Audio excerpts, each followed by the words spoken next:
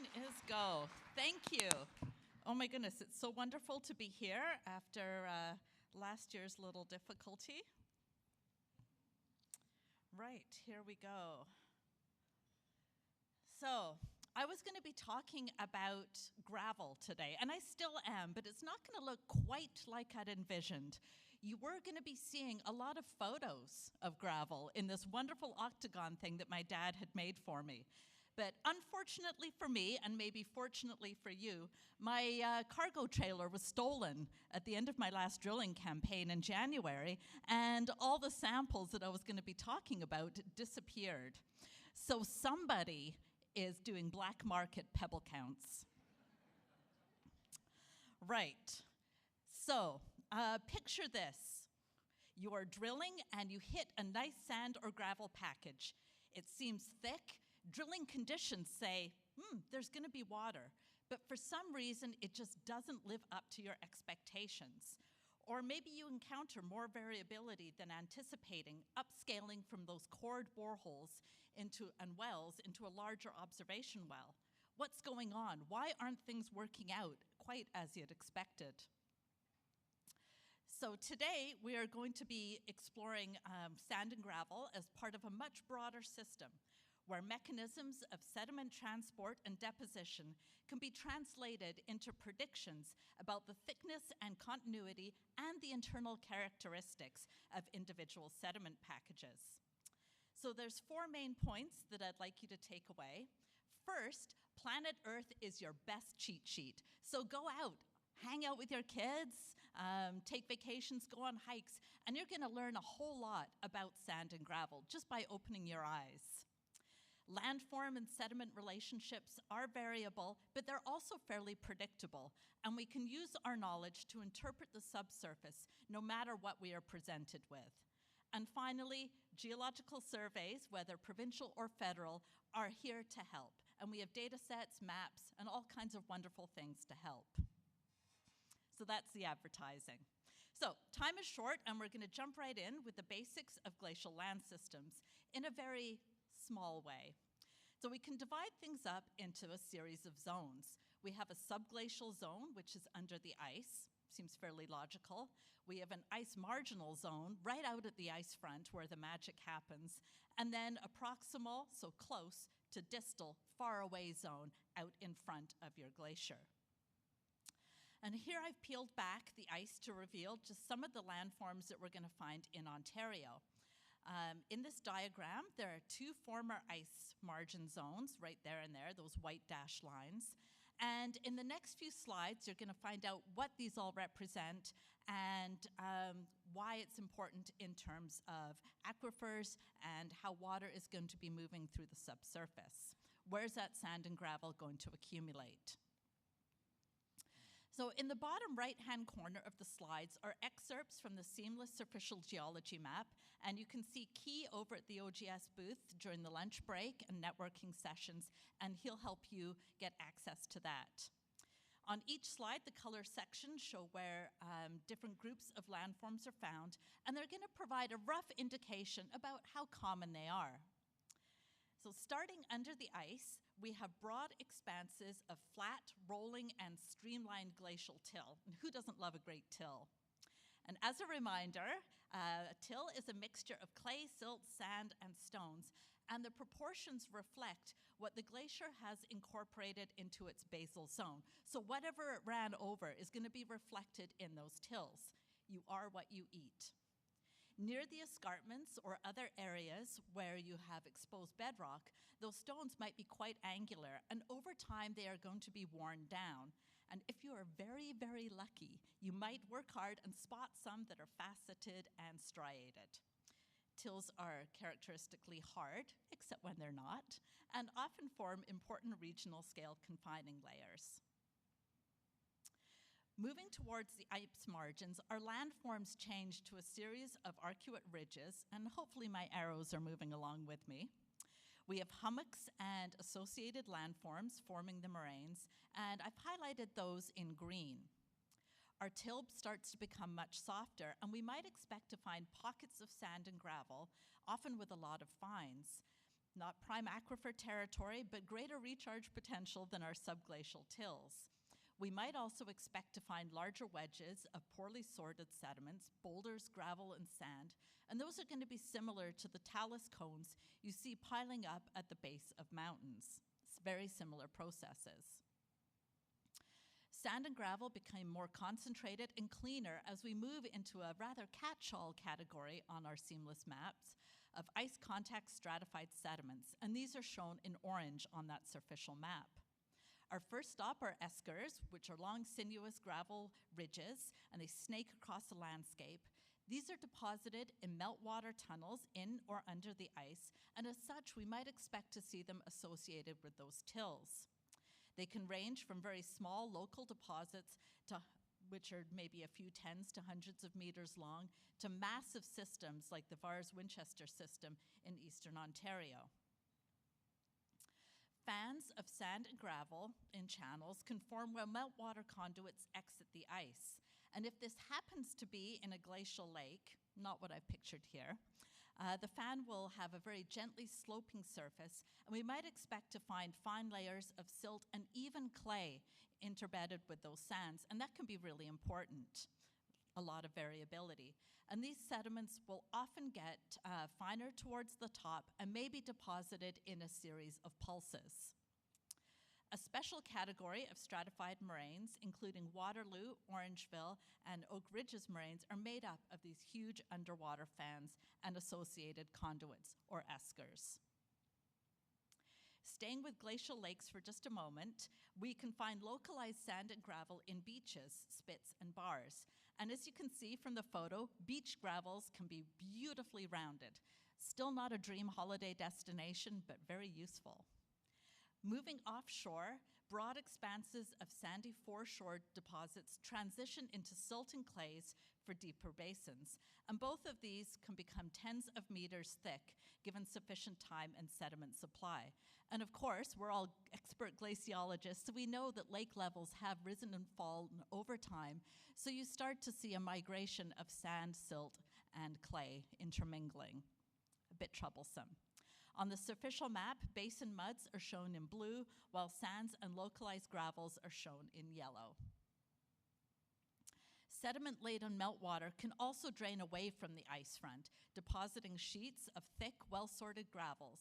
But if we look more closely, we'll notice that there's both bars and water-filled channels in this system.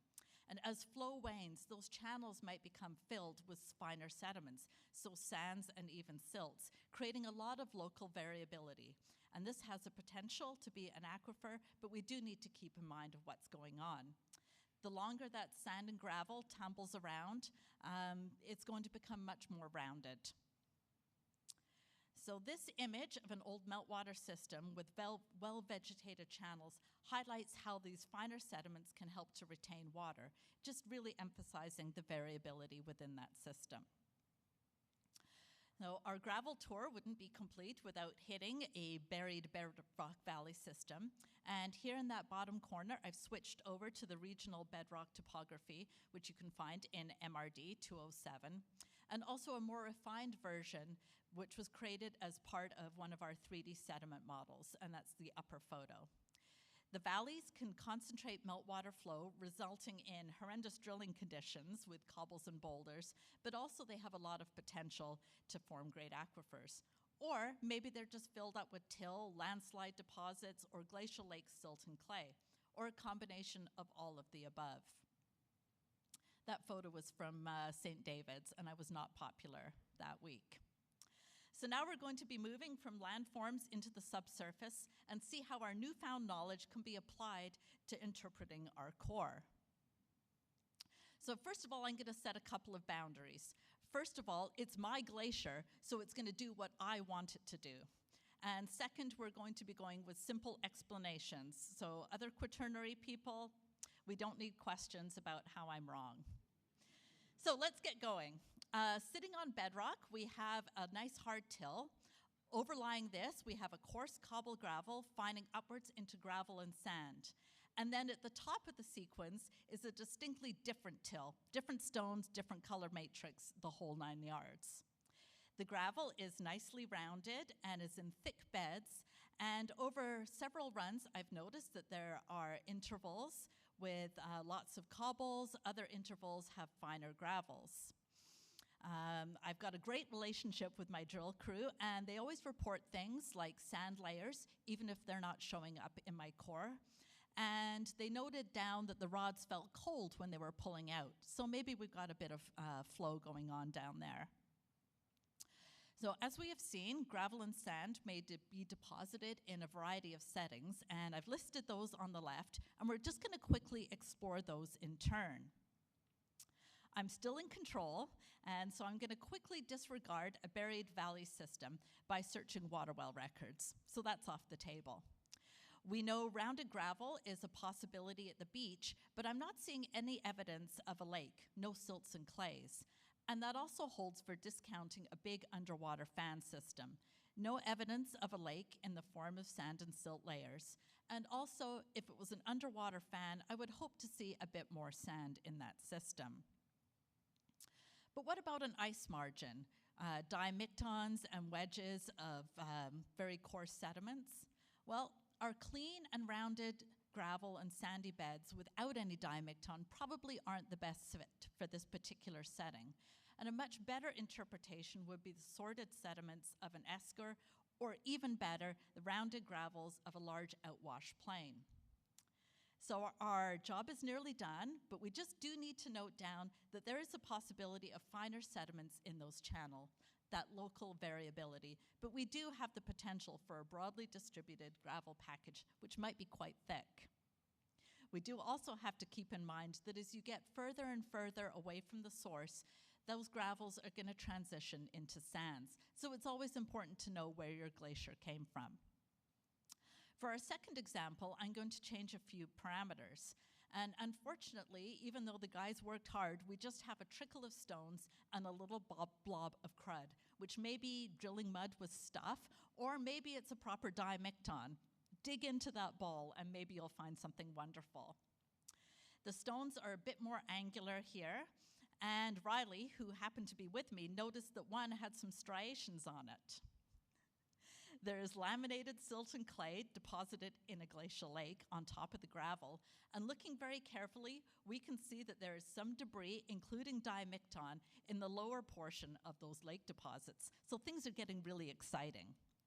My crew let me know that there was no loss of circulation, even though we're not seeing terribly much, and the pump pressured up a bit, confirming the presence of fines. So we've got lots of clues.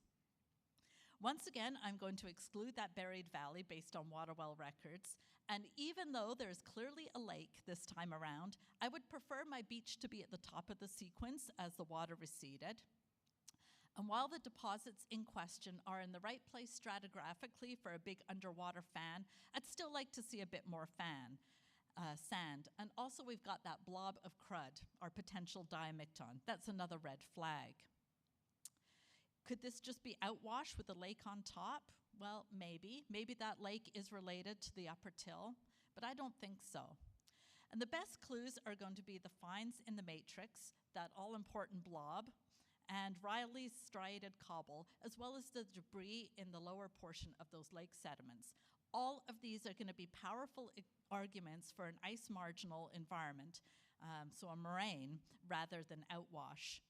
And in this setting, yes, we might hit pockets of nice clean gravel, but the chances are that these are going to transition rapidly into those loose diamictons. So we need to start thinking about patchy deposits, a little bit of something here, here, and here, rather than nice layers, a bit inconvenient. So why would we care about interpreting our depositional setting? Well, it's going to give you that power of prediction, to predict the size and shape of deposits, as well as predicting the potential internal variability and characteristics of those deposits. Are we expecting to see layers of silt and clay?